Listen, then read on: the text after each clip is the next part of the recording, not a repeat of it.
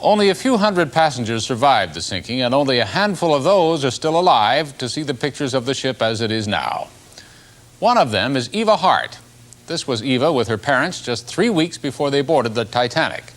They were on their way to a new home in Winnipeg. They never made it. But Eva survived and still carries vivid memories of that night. We reached Eva Hart at her home in Chadwell Heath near London.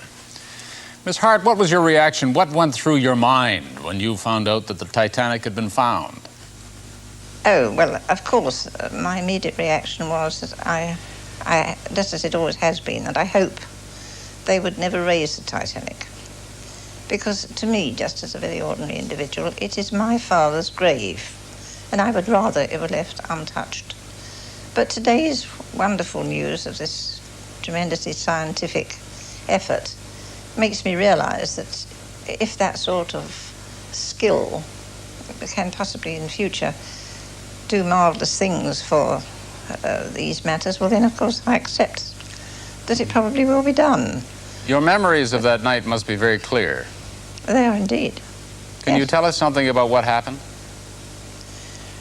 Well, you know quite well what happened. The ship struck an iceberg, and I, like all 7-year-old children, of course, was in bed and asleep. But my mother wakened me, and my father went with my mother, and took me and placed me in a lifeboat, and my mother, and made no attempt to get in himself. But I really do owe the good fortune of my living to the fact that my mother had a tremendous premonition of disaster from the first time that she knew she was going in the Titanic. Really? And she said that to say that a ship was unsinkable, which is what the whole world was saying, to say that was flying in the face of God. And she begged of my father not to go.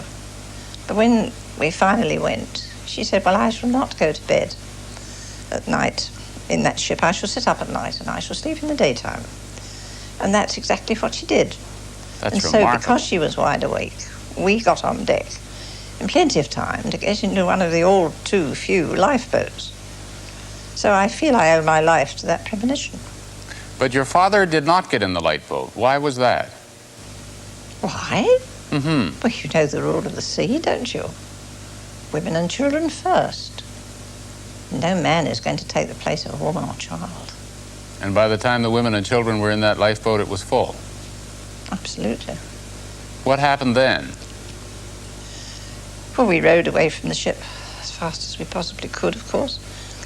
And then it was discovered that the boat that I was in was very much overcrowded.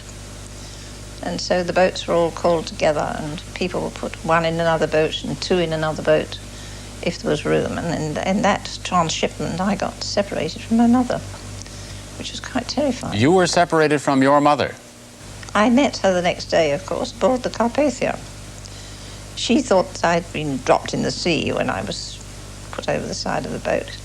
And I was too terrified to know what had happened. I didn't even think about it. All I knew was that she wasn't there, which was quite terrifying. What did you see as you rowed away from the ship? All I could see was the sinking ship. Mm-hmm. It was a terribly dark night. Starlit, but no moonlight. And this tremendous ship, which didn't sink for over 2 hours. Horrible sight. Dreadful sight. Did you see the iceberg? Yes, I did. It was the other side of the ship from where we were, but as we rowed away, and we looked back at the ship, we could see the iceberg, so to speak, behind it. That's the only way I can describe it. It was very large. Were you old enough to know at the time what was happening to your father? Oh, yes, of course. I was devoted to my father. I knew quite well I'd never see him again. Would you like to know now who was at fault for the disaster? Would you like to know anything more about what happened, or does it matter anymore? It doesn't matter anymore. I know what the fault was. The fault was that that ship was allowed to go to sea with too few lifeboats. And therefore those 1,513 people who died that night need not have died. And it took a disaster like that to make the Board of Trade alter their regulations, which now says, of course, that you cannot go to sea without you taking enough lifeboats for everyone. But it took a disaster like that to bring that into being. because nothing is unsinkable. Absolutely. Miss Hart, thanks very much. Thank you very much.